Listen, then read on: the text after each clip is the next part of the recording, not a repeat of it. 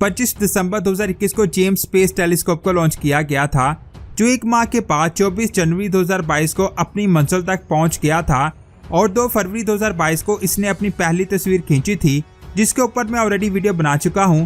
लेकिन यह तस्वीर अनफोकस्ड और टेढ़ी मेढ़ी थी। हम इस तस्वीर को सही तरह से नहीं देख पा रहे थे और आज इस टेलीस्कोप को लॉन्च हुए 3 माह से ज्यादा वक्त हो चुका है और 11 मार्च को इसने अपनी पहली रंगीन फुल HD तस्वीर खींची, जिसके बाद पूरी दुनिया के साइंसदानों में खुशी की लहर दौड़ पड़ी, क्योंकि इस तस्वीर को खींचकर इसने कायनात को देखने का आगाज कर दिया था और वो तस्वीर हमारे लिए बहुत बड़ी डिस्कवरी थी। आखिर उस तस्वीर में ऐसा क्या है, ये अमेजिंग इन्फॉर्मेशन आप जानोगे आज की इस वीडियो में। वीडियो शुरू करने से पहले आपसे गुजारिश है कि अगर आपने हमारे चैनल स्पेस वर्ल्ड को सब्सक्राइब नहीं किया तो जल्दी से सब्सक्राइब करने के साथ साथ हमारी वीडियोस को लाइक और शेयर जरूर करें। 2 फरवरी 2022 ये वो दिन था जिस वक्त जेम्स स्पेस टेलीस्कोप ने पहली बार किसी स्टार की रोशनी के पार्टिकल्स यानी फोटॉन्स को रिसीव किया। असल में साइंसदानों की टीम ने एक स्टार लाइट के पहले फोटॉन्स को देखा जो ट्रेवल करते हुए पूरे टेलीस्कोप तक पहुंचे। इन फोटॉन्स का पता NIR कैम यानी नियर इंफ्रारेड कैमरे से लगाया गया। जैसा कि मैंने आपको अपनी पिछली कई वीडियोस में बताया कि स्पेस में जब लाइट बहुत ज्यादा ट्रेवल करती है तो स्ट्रेच होना शुरू हो जाती है। स्ट्रेच होते होते वो पहले रेड होती है और फिर इंफ्रारेड में कन्वर्ट हो जाती है, जिसे आम आंख या किसी भी टेलीस्कोप से नहीं देखा जा सकता। यहाँ तक कि हम हबल टेलीस्कोप से भी इस लाइट को नहीं देख सकते। लेकिन जेम्स स्पेस टेलीस्कोप में लगा NIR कैम का मकसद इंफ्रारेड लाइट को ही देखना है और इसने स्टार की तस्वीर को खींचकर ये साबित कर दिया कि अब ये टेलीस्कोप कायनात के उन राजों का पता लगाने के लिए तैयार हो रहा है जिनके बारे में हमने कभी सोचा भी नहीं था। उस वक्त खींची गई ये तस्वीर अनफोकस थी। इसका इस्तेमाल टेलीस्कोप के ऑप्टिक्स को आहिस्ता आहिस्ता ठीक करने के लिए किया गया। अभी इसे मजीद 3 माह लगेंगे। नासा के गुडार्ड स्पेस फ्लाइट सेंटर के इंजीनियर्स और साइंसदानों की एक टीम ने NIR कैम के साथ लिए गए डेटा को आहिस्ता आहिस्ता टेलीस्कोप को एक लाइन में लाने के लिए इस्तेमाल करना था।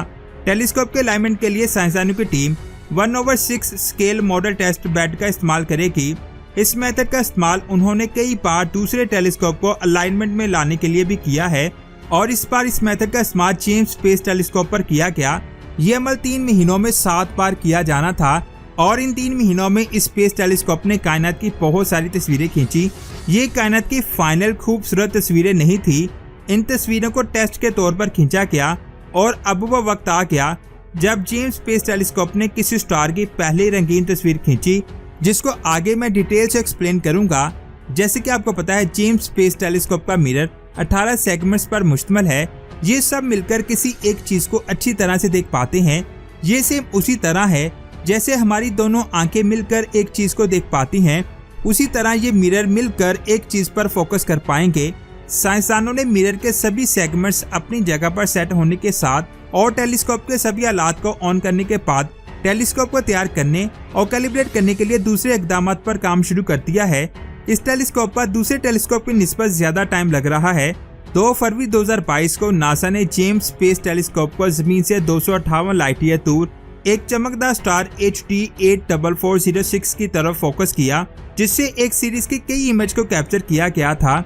इस स्टार को हमने एक कैमरे से नहीं बल्कि 18 मुख्तलिफ कैमरों से देखा, यानी हमारे पास एक ही स्टार की 18 मुख्तलिफ कॉपीज थी, जिनमें हर कॉपी आउट ऑफ फोकस थी और टेढ़ी मेढ़ी भी थी। अब साइंसदान को अगला प्लान इन सभी मिरर को एक ही लाइन में फोकस करना था, जिसकी वजह से हमारे पास एक क्लियर इमेज आ जाए और ये अमल मुख्तलिफ स्टेप्स पर मुश्तमिल है। पहले स्टेप है सेगमेंट इमेज आइडेंटिफिकेशन, जिनमें सभी मिरर स्टार की 18 तस्वीरें खींचेंगे, जिनको हम एक स्टार की 18 कॉपीज भी कह सकते हैं।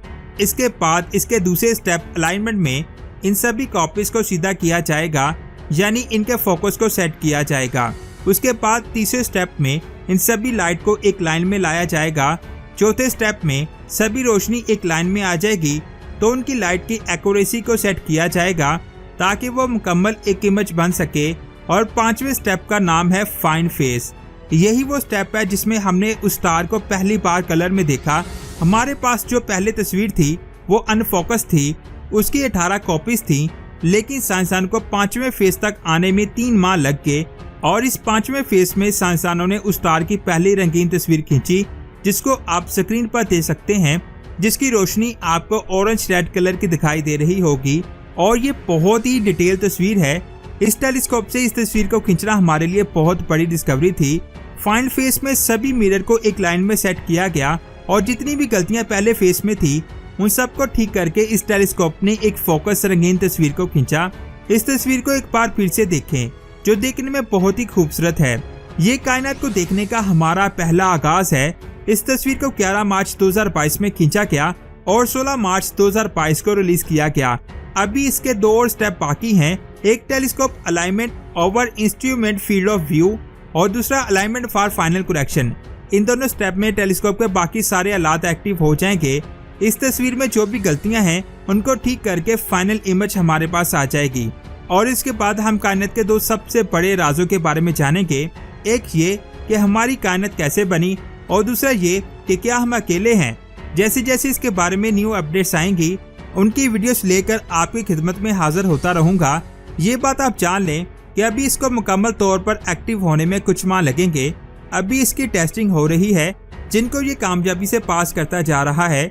जिस वक्त हब्बल ने अपनी पहली तस्वीर खींची थी तो वो धुंधली तस्वीर थी, लेकिन ये टेलीस्कोप बहुत ज्यादा एडवांस और सेंसिटिव है। ये हमसे 15 लाख किलोमीटर दूर L2 पॉइंट पर मौजूद है। ये वो जगह है जहाँ ना सूरज की ग्रेविटी इसे अपनी तरफ खींचेगी और ना जमीन की, और यहाँ पर सूरज की गर्मी का भी इतना असर नहीं होगा। लेकिन यहाँ एक सवाल आता है, जब हब्बल में खराबी आई थी तो साइंसदान उसे ठीक करने स्पेस में गए थे, लेकिन ये टेलीस्कोप तो हब्बल से भी ज्यादा एडवांस और सेंसिटिव है। अगर इसमें खराबी आती है तो क्या हम इसको ठीक करने L2 पॉइंट पर जा सकते हैं? तो मैं आपको बता दूं, L2 पॉइंट हमसे 15 लाख किलोमीटर दूर है। यहाँ पर हम कभी भी नहीं जा सकते। अगर इसमें छोटी सी खराबी आ गई तो उसे जमीन से ही ठीक किया जाएगा, वहाँ पर जाकर उसे ठीक नहीं किया जा सकता।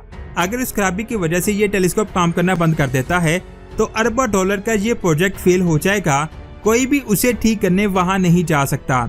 लेकिन अभी की सिचुएशन के हिसाब से इसके सभी पार्ट्स बिल्कुल सही तरीके से एक्टिव हो रहे हैं और साइंसदान का कहना है कि अगर यह कुछ महीनों तक ऐसे ही सही तरह से एक्टिव होता रहा तो आने वाले 10 सालों तक हम इससे कायनात में छुपे राजों के बारे में जान पाएंगे।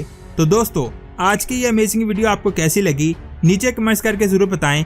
वीडियो अच्छी लगी तो लाइक करने के साथ साथ इसे अपने दोस्तों के साथ भी शेयर करें, क्योंकि दोस्तों वीडियो बनाने में बहुत मेहनत होती है। आप लाइक करते हैं तो हमारा हौसला बढ़ता रहता है।